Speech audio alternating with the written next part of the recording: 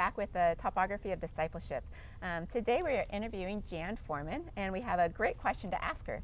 We are going to ask her, why does she think it's important to be a great listener when you're sharing the gospel? So Jan, we just wanted to know why you think that listening is an important skill when you're actually sharing the gospel with someone who's not yet a believer. Well, if you think about what the gospel is, it's a relationship. It's introducing someone to a relationship with the Father. And so you get to model that to the person you're with. How do you build a relationship with someone that you don't even know? You ask questions and then you really listen, because that's how you find out who they are. And those things that they share give you clues into how God might already be working in their life, where the open doors are, and it's pretty fun to see how God's already been working in someone's life for years, sometimes through their story.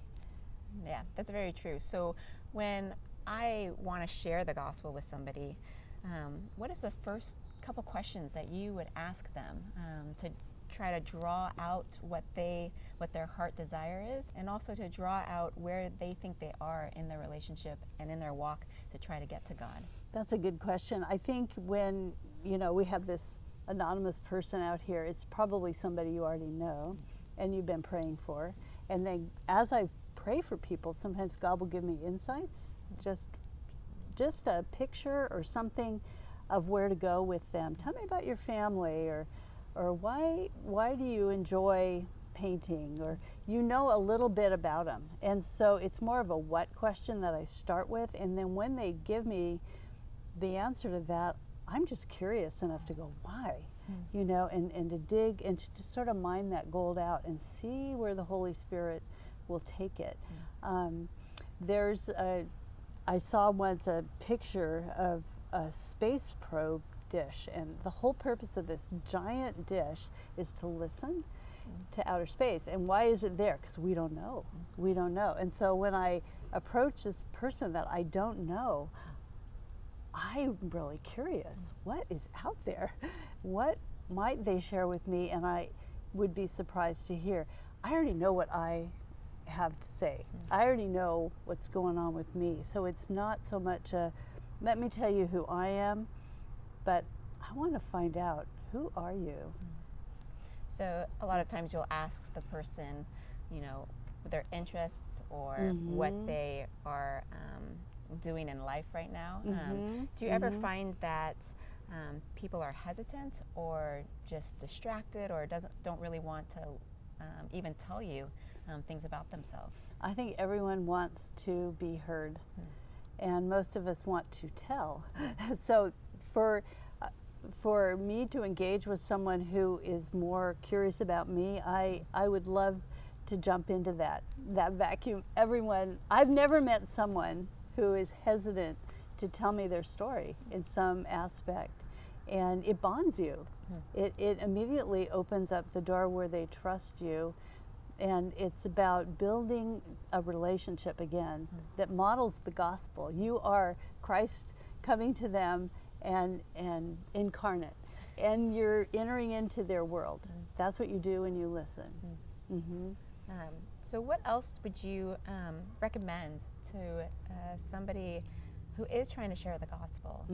And if I am in a conversation with an unbeliever, how do I approach them? How do I change the conversation from something that is more superficial to actually starting to draw underneath and see where I can, kind of get my foot in to start talking about Jesus? That's a great question. I think something that grandparents are known for is unconditional regard, where you're not the parent, so you can just admire and appreciate the person and really like them for who they are, because that's not your role. And so I think all of us respond really well when someone is not there to form an opinion of what we say.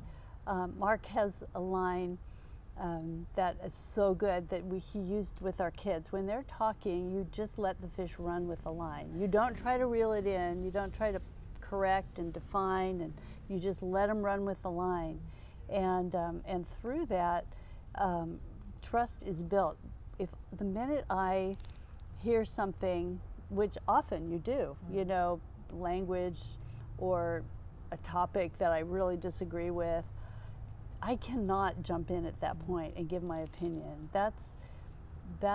Actually think about, that's not what God does. When I pray, he just lets me run with the line and talk, and it's a safe place. So I think that's really important. And a lot of people, when they're with believers, they already have this preconceived idea that you're going to jump on them. The minute I introduce this topic, and I found people sometimes will test me. You know, they'll throw out something like astrology or you know, sleeping with someone before marriage or whatever. They think, oh, you're gonna let the guillotine fall right here. And if I just listen and ask, well, tell me more about that, they feel safe, and then they go deeper. And the Holy Spirit inevitably opens up opportunities once you build that rapport through listening, to really be there for them in their hard moments. It's only a matter of time before somebody will have a bad day and you run into them, and just that empathetic listening. Tell me about that, and then I often will offer to pray, you know, and no one has ever refused that. You know, if not, then I'll just say, I'm going to pray about that, and then following up, you know, how did that go with your son in that surgery or whatever it is. Yeah, I think that's a really important point, is the follow-up, is that you can have a conversation that's really good with somebody, but then it's almost a little bit shallow or lacks depth if you don't really care and have listened to what they are saying to you, and then to be able to follow up and to call them and ask how now are they doing after some of the conversations that you've had. And I also like that you said about letting the line out, because I have 2 young children, and I think a lot of times I try to insert myself into the conversation or try to direct it how I want it to go, and how you say just to let the person speak and not really have your own agenda with them. I think that's really important. It's a good thought. Yeah, people are really keen to pick up on, even if you don't say anything, if you feel, you know, like, oh, you're scaring me now, you know, with what you're saying. They're gonna close down, and that's where the relationship will stop at that point. And we used to do marriage communication classes, and one of the things that you learn is there's different levels of intimacy that you can build with people. And the first level is obviously what, you know, where I'm telling you what I know. And it's very top down. And you just can't get anywhere in a relationship when you're both just saying, well, this is what I think. Well, that's what I think. And this is what I know. Well, that's what I know. And you're just kind of volleying that way.